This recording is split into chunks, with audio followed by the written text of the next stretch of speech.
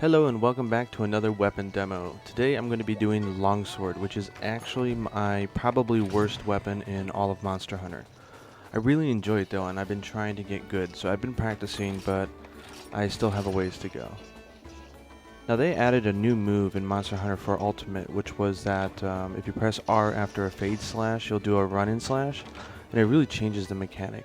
I'll be going in with the Uka Uka U set, with sharpness +1, mind's eye, weakness exploit, evade +1, focus, and anti-tremor. Now granted, some of these skills I don't need, but this is a really nice all-around set that I like to use. And of course, as Lady Luck would have it, they're going to put me all the way back at the front. This is also a test for me. I'm using the new 3DS capture software, and I've jacked up the settings to maximum. Thanks to a new computer I got, and another shout out to all the people who donated to me. Either through YouTube or through my fundraiser. I was able to get a new computer, and now I have the power to run this thing at higher settings. So I hope the video quality is better on this one than on my other videos. So the first thing you want to do is really get to red gauge. That's where you get, like, I think it's over 20% attack boost, which if you're a hunting horn user, you know that's a whole lot of attack. So I have about 100, I think 980 or so attack right now. But once I get to red gauge, it's going to go all the way up to about the mid 1200s. So now that I'm stocked up, I'm just going to race to red. Zinogre is one of the easier monsters probably to pull off spirit combos on, because he has so many areas where you know he's not going to be moving much. And if you hold left and right on the circle pad as you're doing the spirit combo, you can sort of adjust your angle and make sure that you're able to hit him on that last hit. Another cool thing that some people don't know, and it's another reason why you see me stepping in really close to him, is that if you hit with the center or inner part of the blade, you actually do, I think, about 5% more damage. So you want to be hitting deeply with the blade for maximum damage. Now he is kind of a nuisance because when he gets in this mood and you hit him in the head, he falls backwards when he flinches, and that could really screw up your spirit combo if you're not careful. That was a bad whiff there. Now, although they did change it so that once you get to red gauge, once it runs out, you go back to nothing, they did make it now in 4 Ultimate that if you do a spirit slash like that, you'll notice that the red gauge is now stopped. And it will actually stop, I think, for about 10 seconds or so. And this will allow you to have a little bit more time to dish out some big damage. So the real key to longsword is understanding when and how to use those fade slashes. It's one of the things I'm still working on, but you know, you can use them after pretty much any attack. Even if you're in the middle of a spirit combo, you can always use the delay and then decide, okay, do I want to do a fade slash, or do I want to just continue attacking?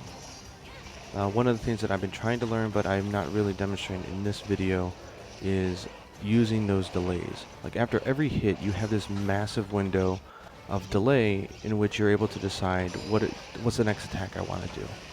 And I've seen some really good players. I think it's them utilizing that delay that really makes a difference between great and superb. Anyway, so here's me just trying to do my best against Zinogre. I was trying to hit his back leg because I wanted to trip him so I can hit his back, but I was having some hard time getting around. Now when he charges back, it's usually a good opportunity to pull off a spirit combo if you turn away right away. You'll see me do it actually several times in this video. And it hits his back leg as well, so it'll allow you to trip him. So when a Zinogre has his back charged up, I don't know whether it's half charged or fully charged, he actually takes a lot more damage to the back. So it's a good opportunity to again, dish out some big damage. That was me being pretty stupid and greedy. It happens.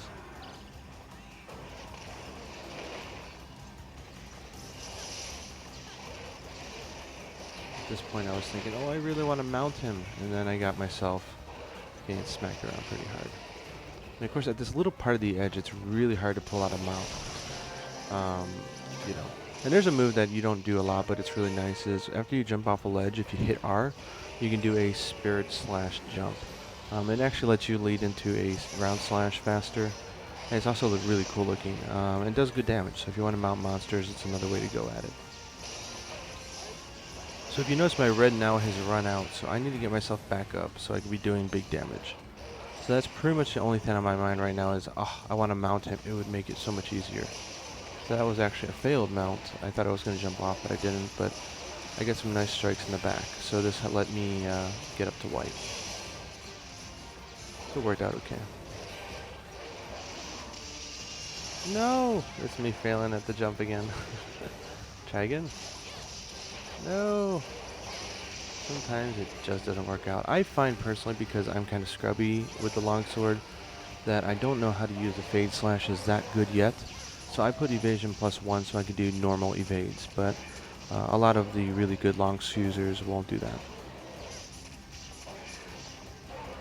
So he was being pretty feisty here. I was surprised he got me so close to knocking me off. And of course I accidentally knocked out all of his electricity, so I went for the head instead of the back.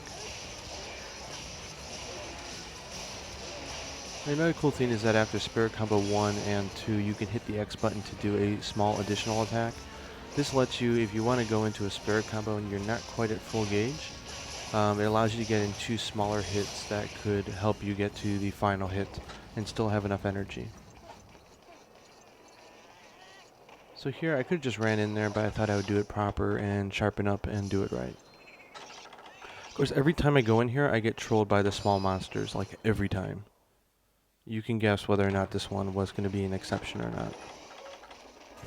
If I had waited just another second, he would have fell asleep.